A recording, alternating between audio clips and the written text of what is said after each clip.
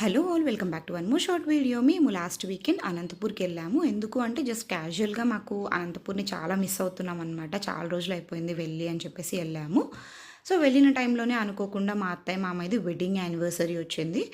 ఇంకా wedding anniversary కాబట్టి వాళ్ళకి యాక్చువల్గా కేక్ కటింగ్ ఇలాంటి సెలబ్రేషన్స్ ఏవి ఇష్టం ఉండదన్నమాట.